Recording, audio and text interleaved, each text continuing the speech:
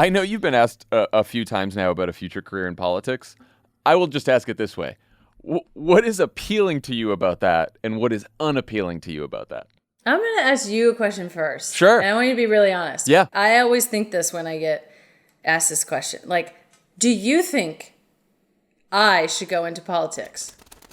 I'm Jon Favreau. Welcome to Offline. Our guest this week is Megan Rapinoe. In addition to winning 2 World Cups and an Olympic gold medal, she's also a political activist who's spoken out on issues like equal pay, LGBTQ rights, and racial justice. This has earned her a lot of admiration, but also a lot of nastiness, hostility, and outright hate, most notably from Donald Trump and his supporters. In this episode, the two of us talk about the Tokyo Olympics, how she thinks social media is affecting athletes' mental health, what it's like to be targeted on Twitter by the president, and whether she should run for office herself. Here's Megan Rapinoe. Thank you for doing this. I appreciate it. Yeah, of course. Thanks for having me on. Always a pleasure. Congrats on the Olympics, on the medal, on being done. What was it like to compete in these games? Because you're halfway across the world, middle of a pandemic, dealing with all these restrictions, no big crowds. How did you process all that? I'll just start by saying I'm very grateful and thankful that the Olympics were able to happen, that we were able to compete. Yeah. Thank you to the people of Japan for reluctantly opening your arms to us. But it was just like, I think having been to an Olympics before, it just was like it wasn't awesome. But it was amazing to be able to compete. We knew that, viewership wise, it was cool for people back home and, getting the world back together. But there was sort of just no fanfare of any kind. I feel like that's the most exciting part. Obviously, the competition and the fans and everything. But just the general excitement. It felt right. like we could have been, in like a conference room in Wichita or something. Well, they didn't let you out of your hotels, really. Like, it's not like you could hang out in Tokyo, right? No, we couldn't. That was another thing. I was like, we're literally in like a top 5 city in the entire world. Yeah, Tokyo's beautiful. I've been to Tokyo once. This was almost 10 years ago. And it's just, I've been dying to get back. And like every day on the bus, it's kind of like you're sitting there, like looking out the window, like, damn, we can't go out anywhere. I want to go. But yeah, I mean, in an effort, obviously, to keep everyone safe. But yeah, it was difficult. It was a difficult tournament for sure. How annoying was the crowd thing? It was pretty tough, to be honest. I think having our sport outdoors in a really large stadium. We don't really play music during the games. Like I was able to go to Sue's basketball final, and there was just more people in there. But like they play music, and there's an announcer, and it's smaller, and you're indoors. So ours felt like it wasn't just that there was a lack of fans. It was like this deafening void of anything. And so it was just like you score a goal, you got scored on, you have a shot, you fall down, you get nothing. It was just like monotone the whole time. So it was tough. What do you think it is about crowds that fire up athletes so much? Have you thought about that? I think it's just the like response to the momentum.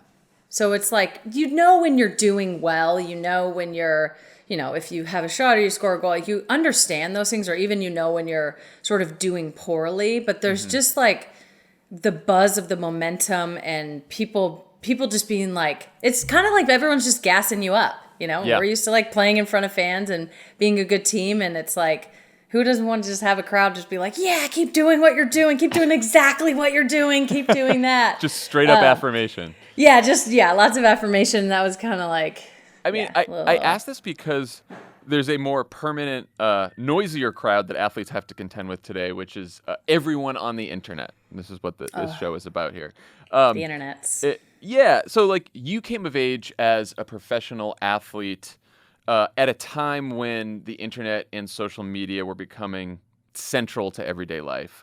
Were there moments in those early years, 2009 or 2012, when you first went to the Olympics in London, when you became aware that all these strangers were suddenly following you and talking about you?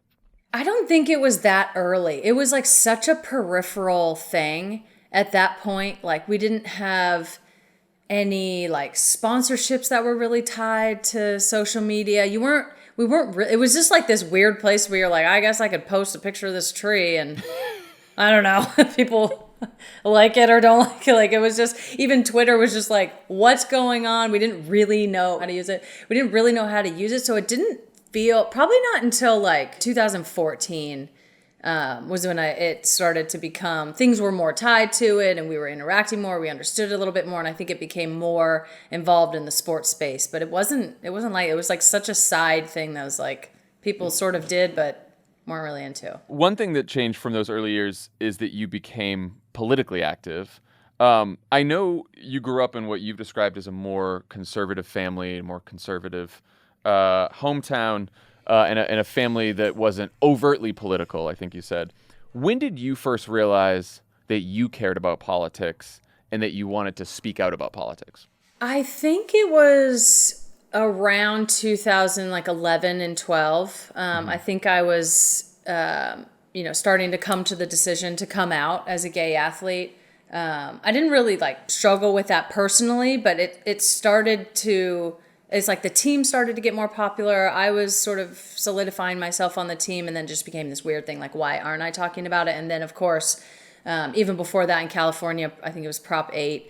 And then in 2012, I think there was like Supreme Court cases. 2015 was like the Supreme Court case. So that was kind of like all in the mix. And I think coming out before the Olympics in 2012, it was like, okay, this is going to be political, and this is something that I kind of have to like understand how to talk about, and but that I want to talk about. You know, we have all these cases going on, and the sort of fight for marriage equality, gaining steam, and it was like, how do we sort of get involved? So I think that was kind of my first understanding of it. And then even like being on the team from such a young age, learning about like our contracts and collective bargaining, and then you talk about equal pay and all of that. It was kind of like starting to connect the dots on inequality just in general.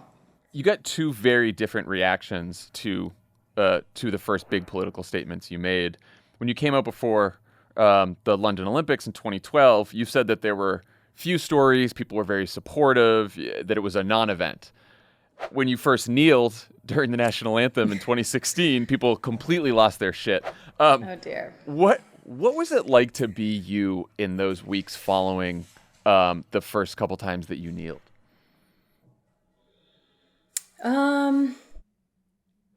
It was interesting. I think, admittedly, I was very naive to the level of racism and it's sort of just deep-seated. I mean, I saw the way that people were reacting to Colin when he first knelt and reacting to other players that knelt.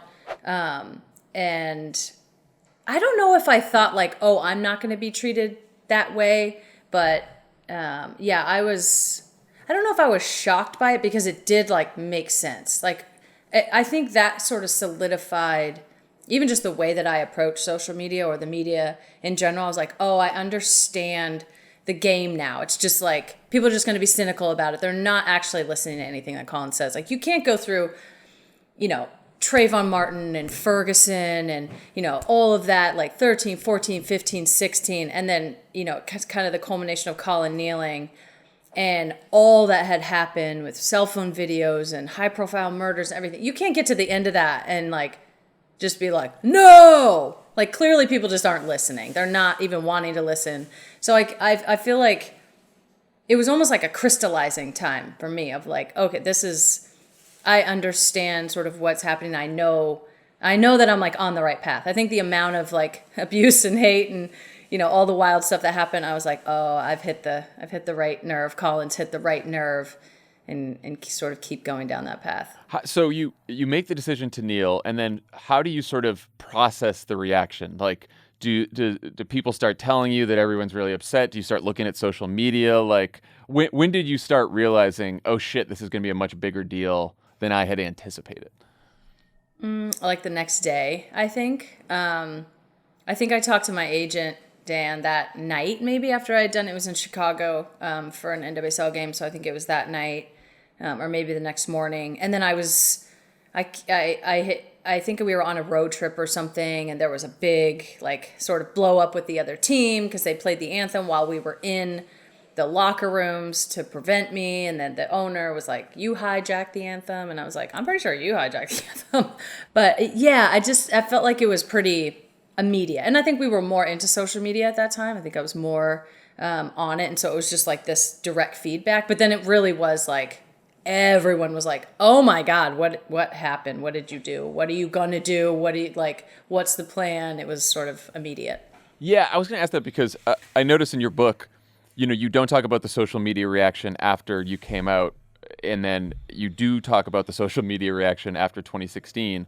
Do you think that was only because taking a knee was more controversial, or do you think the internet had just become more toxic by 2016? Definitely the internet seems to be more toxic all the time, but I mean, I think it was just way more controversial, kneeling. I mean, I think people were like, at that point, like, okay, fine, the gays can have the rights. Fine. We're on board. Yeah, begrudgingly, we're on board. But yeah, racism is a totally different beast, as we know. So your biggest internet moment, of course, came in 2019 when a viral clip of you telling a reporter that you weren't going to the fucking White House if you won the World Cup. Are you excited about going to the White House? I'm not going to the fucking White House.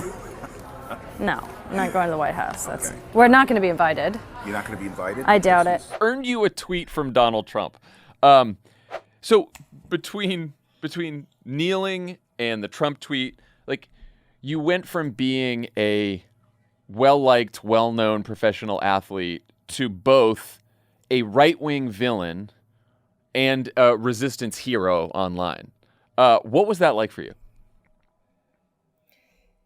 I think I felt much more about the reaction in 2016 because I think it was like, okay, I've done this thing and supported Colin in this way, and like, it's really important. It's important everything that I say, and I say the right things, and I'm pointing people to to other people, and sort of really kind of trying to quickly crystallize on the go how to be an ally and how to talk about things and how's the right thing to do it. So it felt like, okay, I need to get this right. And it felt very serious in that moment.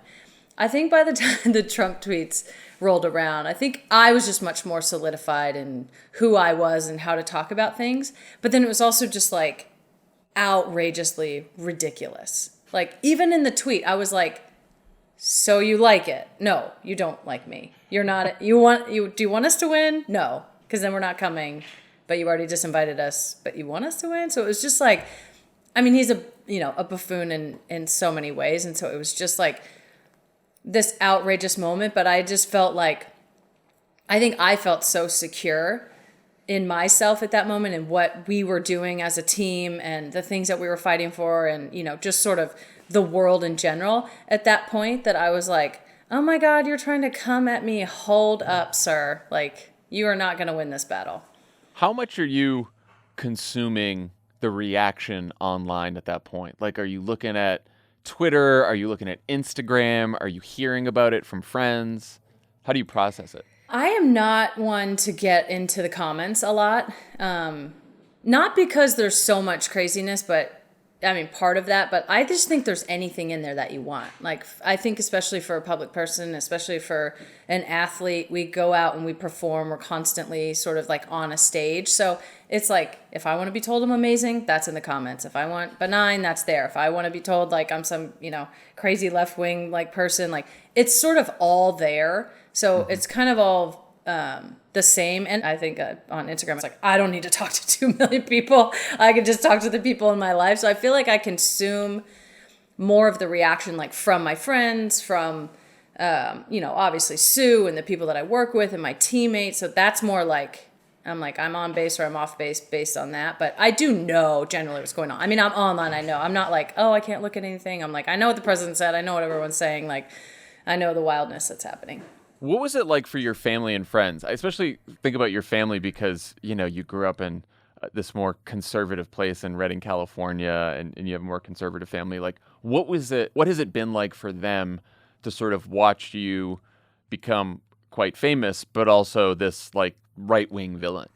I think it's been hard in a lot of ways because I think I mean, social media for that reason is difficult because you're opening yourself up, or you're just opened up to anyone saying anything about you, and it has the same weight as everyone else. So like if my mom tells me something, or if Sue tells me something, or people I work with, whatever, that all of a sudden has the same weight as like egghead person that has like 4 followers, and it's like that doesn't.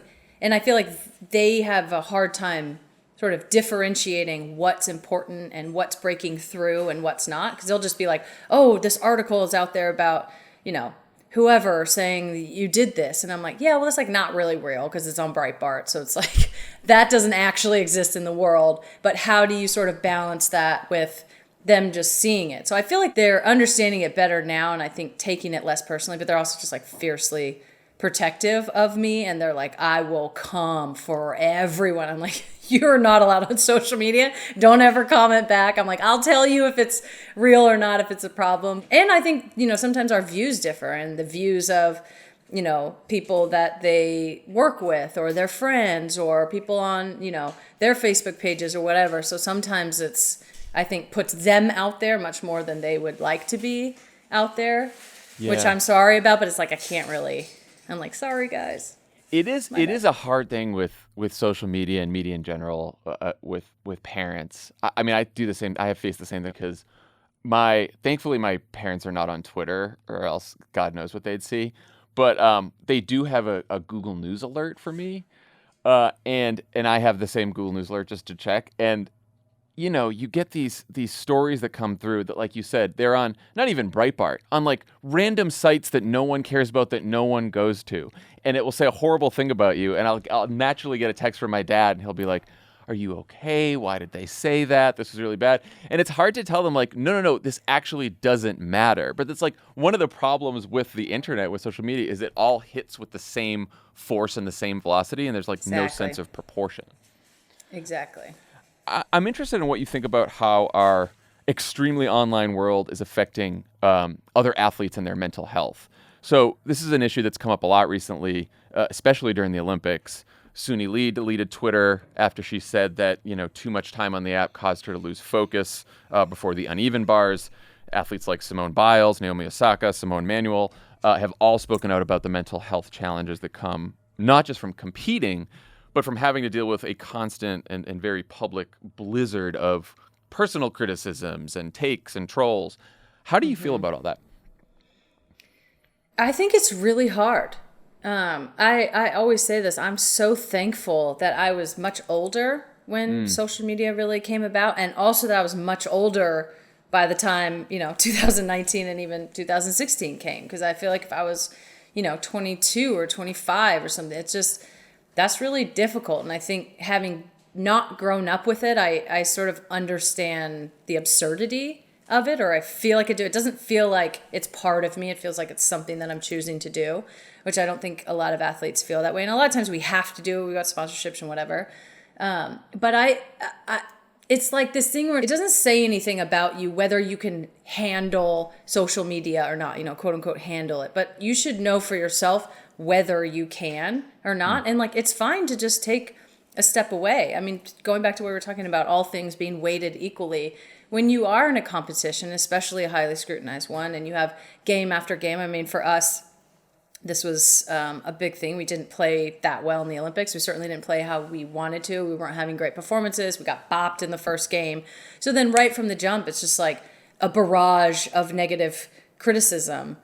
But it's like, that doesn't really matter. I'm like, there's only a few people who you should be taking your cues from, but that's really hard when you have it all at your fingertips, and it's this thing that's so integral in our lives. I think that we should talk more about taking breaks from it, and having that not be something that's like, oh, you can't handle it because you're like not a strong person. But It's like, well, you have 2 million people or 20 million people or whoever like telling you their fucking armchair assessment of your performance all the time. Like, what if someone just came to like my mom's job? She's a waitress. So it's like, oh, the way she picked up that plate, that was terrible today. It's like, what? Like, and then you start thinking about the way you're picking up plates. It's like, you just need to pick up the plate. So it gives people too much power. But I also think as athletes, we do have the power to step away from it and to at least take a break or block people or do it in a certain way that protects us a little bit more. Yeah, I mean, look, there was reaction from all the usual suspects that was very predictable, which is like, you're all professional athletes, you're public figures, this comes with the territory, this is what it takes to compete.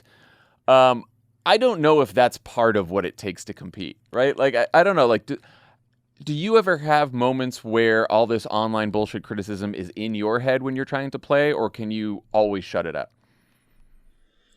No, I wouldn't say I can always shut it out, but I think having some like extreme cases of just wild social media stuff happening, especially around kneeling and especially in 2019, I think I just try to take it with, a huge bowl of salt. And it's like, take the good that you can from it and sort of leave the rest, because it's like egghead on Twitter really doesn't matter. I like try to keep my circle tight, and definitely if I'm doing something wrong, I'm getting a lot of phone calls about it. People in my life are not shy. They're like, what are you doing again? What did you do? What did you say? So I feel like I get like enough of the people that are just in my life probably trolling me. I don't need to listen to the trolls as well. Do you have advice for younger athletes starting out who, have spent their entire life on social media and are dealing with all this pressure? I would say to try to not take it too seriously. I would really work on your in real life, or if I'm talking young people, your IRL relationships. I think those are a lot just more honest, I think. And I think it's hard. Sometimes it's like when I go in there, it's like if I play great and I go in my mentions, I'm like, yeah, I feel pretty good about myself. They're like, you're amazing and this is awesome. People are tweeting at you. But I just kind of feel like you can find whatever in there. So having more emphasis on the people who actually are invested in you and whose opinion you actually care about because they know you and they can be hard on you or they can give you a compliment. It actually means something. But it seems like we only really focus on the negative comments for social media anyway. So it'd be one thing if we could see a good thing and see a bad thing and weigh that. But it always seems like the good thing doesn't register with us. It's like only the terrible stuff that registers. Not just like the good thing. There could be 100 great comments, 1,000 great comments. And then it's that like one nasty comment that gets in your head, and that's what will stick with you. Mm-hmm. Are you more of an Instagram person than a Twitter person? Yeah, definitely. I like fashion a lot, so I'll like follow fashion sites, and the pictures are nice. Sometimes I find my attention span being so short, I actually can't read a tweet, and I'm just like, this is alarming. Well, it's probably from Instagram, from like scrolling so fast. But I'm like, you can't even read a tweet. Oh my God, this is terrible. But I do I feel like Twitter more for news. They pasted a statement in this tweet? That's way too long. What am I supposed to do with that? What? You went to 280 characters. Okay. I think I like, for more news stuff, Twitter. For more like fun stuff, Instagram. But yeah, but like you said, actual tweeting yourself can get you into trouble pretty fast because there's no nuance and there's no context, and no one is going to give you the benefit of the doubt on that. Yeah, it's like the amount of times I go in to do a tweet and I'm like, it's really not worth it. It's just not worth it.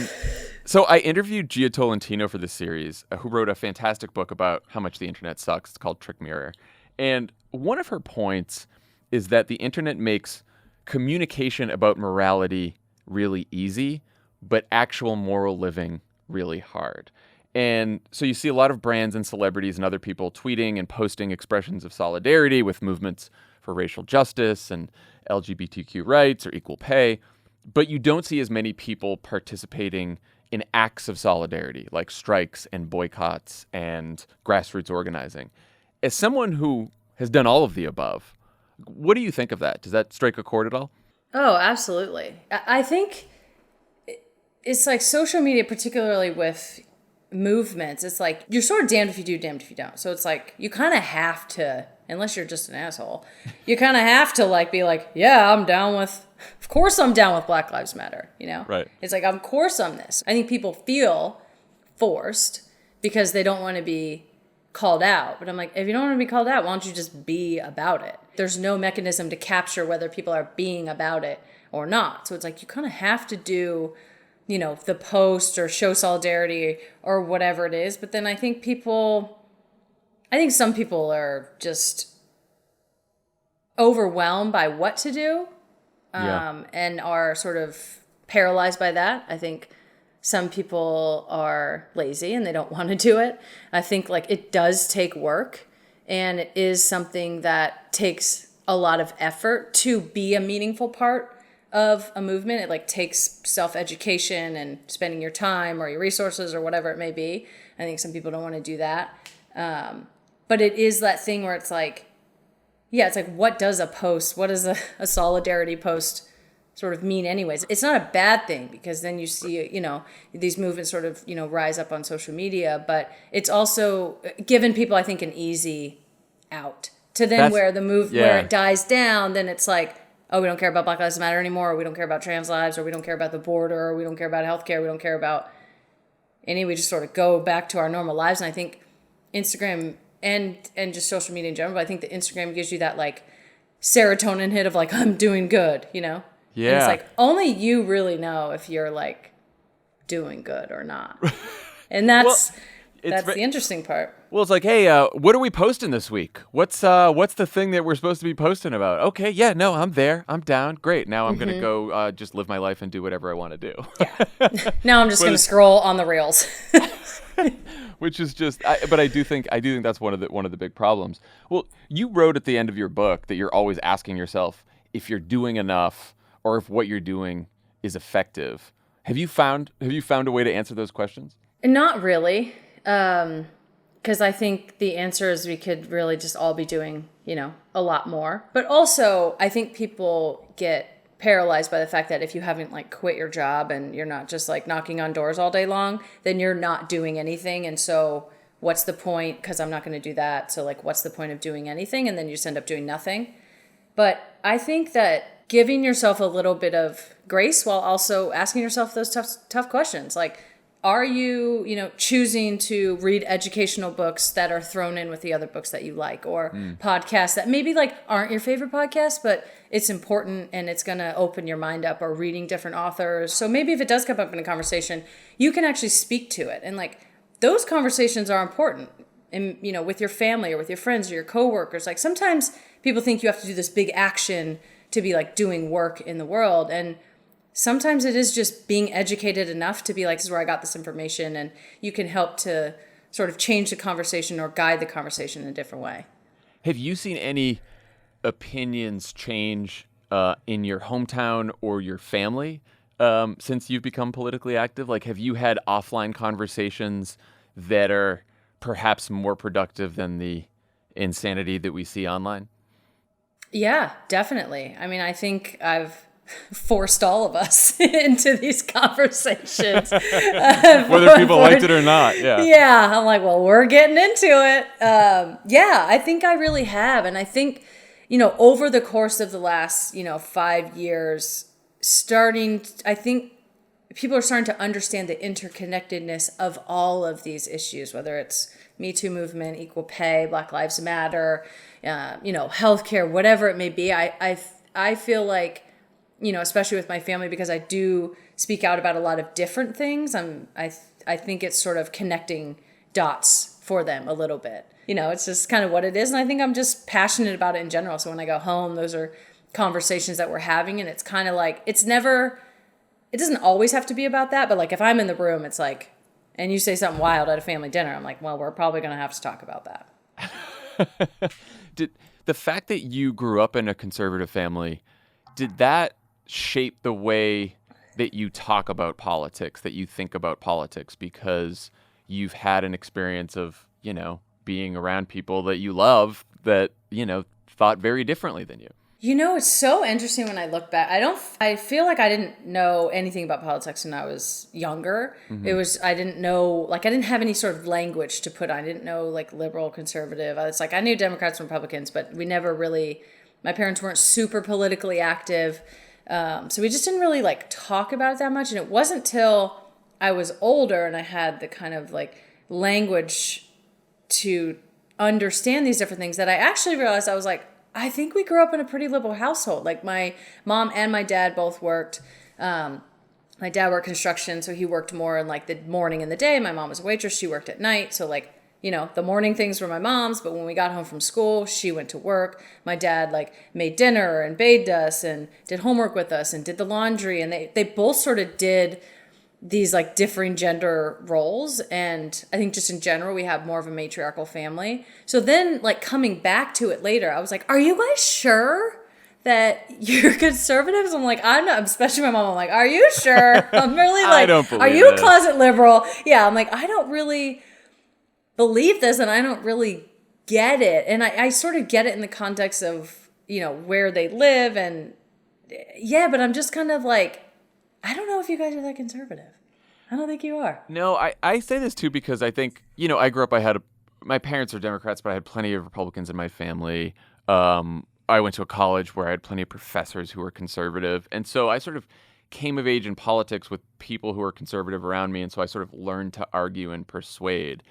And I feel sometimes that the longer I spend online with people who very much agree with me and people who very much don't agree with me, that I sometimes forget that there's like most of the country is not like that at all. And that most of the country is made up of people who you actually can persuade if you make the right argument and have conversations that include nuance and subtlety and empathy for someone else and putting yourself in their shoes. And like the times that I talk to voters, go canvassing or do Zoom canvasses, whatever we did in 2020, like those are the times that I'm like, oh, this is actually both harder than I thought to convince people, but also more doable than I thought. Did you ever have that experience? Yeah, definitely. I mean, I think it's like the thing about Twitter too. It's like, this world is like, this is what Twitter's saying. And it's like, the majority of the people aren't even on Twitter. They don't even know what's happening on Twitter. They're just really kind of like worried about their lives and what's going to affect them, much more on a local level or, different policies. Or it's just like, I don't know, my parents were conservative or my parents were liberal. So, you just like these things get ingrained. But yeah, I think the majority of people are not on the polar side of things. And so you can have a conversation. You can come at, the same issue with maybe a little bit difference in nuance and points or what's important to you or what's not. No, I totally agree with that. I mean, I think that with my family too. They're like, I'm with you on this. I don't know about this. And I'm like, okay, we can sort of balance that out. But yeah, I find it much easier to just have those conversations in person as well. I mean, I'm sure you get some wild stuff on Twitter too. I've had in my whole life as a wild person online, one person ever come up to me and say face to face, like, I don't agree with, what you're doing. They did it in a very polite way. Really? It was like I've had like booing from fans, but like nobody's just coming up and saying these crazy things. Like we're all just much more similar than we are different, obviously. What was the conversation with that person like? We were in the hospital. I think I was getting like an MRI or something, some sports thing. And we were in the elevator together, and it was a man and his wife. And I think the wife was like, oh, are you Megan Rapinoe? It was right after the World Cup. He was like, oh, are you Megan Rapinoe? Like, big fans. And then the husband, he was like, well, I just have to say, like, I wish you represented America, better. And I was like, oh, I'm sorry that you, feel that way. And then, like, the doors kind of open, and he just, like, he kind of, like, zoomed out. And I was like, okay. Sorry I didn't represent us better, whatever that means. Yeah. I was like, we just won the international tournament. Is that something? Is that not good? Oh. Is that not better? Yeah. Okay, thank you very much. I was like, oh, okay. I know you've been asked a few times now about a future career in politics. I will just ask it this way. What is appealing to you about that, and what is unappealing to you about that? I'm going to ask you a question first. Sure. And I want you to be really honest. Yeah. Because I always think this when I get asked this question. Like, do you think I should go into politics? Yeah, I do. You do? Yeah. See, because I'm always like, this is the problem with politics. It's like some, famous person that has nothing to do with politics is totally unqualified. Like, I don't know if my sociology degree from college that was really more sports focused is really like well suited for politics. I'm like, maybe I love the idea of being involved in politics, using my platform. Maybe I bring people to politics that wouldn't normally be in it. And then I'm like, can I hand them off to, someone better? I mean, okay, let's think of what we really want in someone who is an elected leader, right? Like, we want someone who deeply cares about the issues, who's going to do the work, right? Who believes that, like, I don't think that traditional qualifications, right? Like, I had a political science degree. I didn't fucking use that. I also had a sociology degrey. I loved sociology as a major. Great major. Oh, it was awesome. So much fun. Love that. It's like, this is fascinating. Yeah, no, that was great. But like, I don't think we've had a lot of experts and a lot of people with deep experience in politics that didn't get us anywhere very good. I think you need someone who is fundamentally good, who cares, who has passion about things, and also the fact that you didn't ask for it, but you're famous. You have this big platform, right? Like, people, when you speak, your words have weight with people, and I think at the point we're at now, what I worry is that a lot of people will turn away from public service and elected office, because I do think, I mean, we're having this conversation about the internet. Like, I think that online culture selects for people now who can really withstand a whole bunch of public criticism all the time. People always talk about, oh, if you run for office, like, there's skeletons in your closet. Forget about all that shit. It's not about like any deep, dark secrets. It's like the thing you said on the internet 2 weeks ago that could come back and bite you, right? So you have to have, I think, this kind of personality that can withstand public criticism. And when the haters come for you, just be like, I don't really fucking care about that. It's just people saying whatever. And if you are in it, not just for the fame or for the office or for money or for whatever else, but you're in it because you genuinely want to make a difference in other people's lives, and you think that you could somehow do that by, being in elected office and passing legislation and making people's lives better, then I think it's not a bad thing to do. Okay, yeah, I can get down with that. I do agree that the way, it's like, we know the standard is ridiculous because the standard to be a politician is perfection and you have to be perfect. So it's just like this ridiculous standard that is kind of like ruining it. But I'm sensitive to just the celebrity. I think we have, I mean, obviously we had a celebrity president and that was a big disaster. But I'm sensitive to the that why would I be qualified over someone else? But I guess you're right. It's really just about like caring for the issues, being willing to fight for the issues, and being willing to articulate your message and galvanize people to ultimately care for themselves. Like I always say, whether you like politics or not, because a lot of people be like, oh, I'm not really that political. And I'm like, well, it's engaging with you whether you're engaging with it or not in a major way in every aspect of your life from the moment you wake up. So it's like, that's what I'm passionate about, is like making politics cool or making it something that people are just even a little bit more interested in, because like your life will be better if you're more engaged. Yep. And I think we saw that, with the elections last year and people getting involved all over the country. It's like, I think, people can, obviously we're in a pandemic, but I think people can say like things are better this year than they were last year. Yeah. And at least we have some, sort of semblance, but it's like, this is what the majority of the people wanted.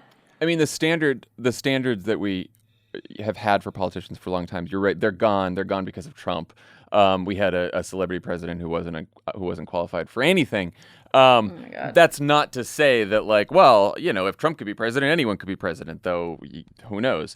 But it is to say that I think what drives a lot of politicians today is fear more than anything else.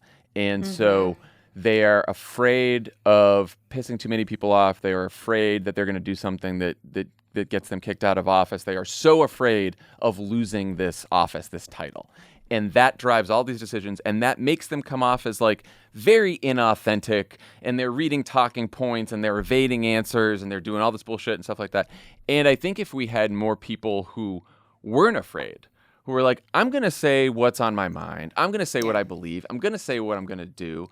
And if you don't like it, that's fine. You don't have to vote for me. And guess what? I'm going to make mistakes. I'm not going to be perfect. I'm going to say something online that pisses you off. I'm going to have a bad tweet. I'm going to not pass a bill once and it's going to suck. But like, I'm going to fight really hard all the time, and I'm going to work to be better. And that's the best I can do because I'm just human. Like, if we heard more politicians like that, then I think we would be better off. And I think more people would be willing to go into public service and into elected office, which is what we actually need, Yeah, this weird like morality police with, online behavior and all of that is just like making people twist themselves into knots that they can't get out of. They can't do anything. They can't do this. They can't say this. They can't do, and it's just like, well, you might as well just say fuck it and like do what you want, because if you twist yourself that tight, you're never going to get elected again anyways. So it doesn't matter. Right. Well, and that's true for everyone online. Like you do there.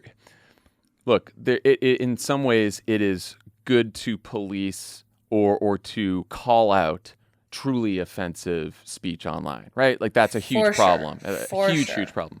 On the other hand, we do also have to have some kind of room to let people make mistakes and learn and grow and apologize and accept those apologies. I don't necessarily think we found the balance between when we should really call someone out and when we should say, okay, what you did was bad, but we're going to let you apologize and then come back into public life. What do you think about that? No, I think you're exactly right. It's just like, we don't allow people to just show up and be like, listen, I don't know everything. I don't know how to fix everything. I'm going to try really hard. I'm going to be really genuine about it. And if I fuck up, like I'll be the first to say that. And I think we just, we're not even in a place where like, you can even like apologize for something. Well, one other problem with Trump, one of the many problems with Trump, is that he has proven that apologies are weakness, right?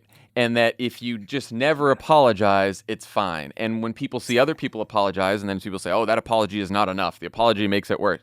What it tells people is, oh, fuck it, I'm not going to apologize then, because the assholes who don't apologize, they get away with whatever. And the internet forgets about them, and they just keep going on. They just keep charging through. But the people who do apologies, but that's weak, and then we'll pile on. That is the apology thing is a real problem. That is. It is. It's like this ridiculous standard that we're holding everyone to, that everyone knows totally doesn't exist and is not real. But for some reason, we're just like getting behind these wild ass people who have no soul. And I'm like, they have no soul. Like, that's like a clear, like we can all agree. Yeah. Like Mitch McConnell has no soul. No, he's lost his soul decades ago. But no, there is a huge, I think there's just a huge lack of that in general. I feel like I get asked a lot, like, even just from teammates and stuff, like, how do you feel so comfortable talking about all of these, different things? And I'm like, well, listen, I try to do as much research as I can. I'm not an expert. Never said I was, and I can't ever be. I'm never going to know everything. And like, if I fuck up, I will say it. I'll be, the first one out there saying, or at least try to, or hear the feedback. And I feel like that does allow you to grow. It allows you to be honest with people. It allows you to have a dialogue. And I think, honestly, that, no one's giving Donald Trump any flowers, but that's something that people did like, is that he would just show up and while out. And it was different than this just like very canned response. It's like, we know what you're going to say and we know what the comeback is and all that. Well, the people who have spent their entire lives planning to run for office and making every single decision in their lives that would lead them to have a better chance of winning, like, that is suspicious to people. It's suspicious. That is suspicious, right? Like, I know. when you look like you're someone who has it all planned and has been doing it forever, that's a little weird for people. Last question I'm asking all of our guests. What do you do to completely unplug, and how often do you get to do it? Oof, completely unplug. Vacation is always nice. That doesn't happen very often at all. I wish it would. When was your last vacation? Did you get a vacation after the Olympics? No. I went home for a few days, back to California. So I guess this wasn't what I would consider a vacation. I love my family. Vacation's like beach, chilling somewhere. Gosh, I don't know what I do to totally unplug. It's hard to put the phones away. They're like right there. I'm like, damn, you guys. I think both Sue and I kind of take our nights really chill. It's like once, what is it, 5:20 now? Yeah, once like 5:36 kind of rolls around, we can sort of relax. I'm a cannabis user as well, so that always helps to just be like, see you later. Put the phone down, pick up the edible, chill out for an hour. Nights. On that note, Megan Rapinoe, thank you so much for joining Offline. Really appreciate it. Thanks for having me. Take care.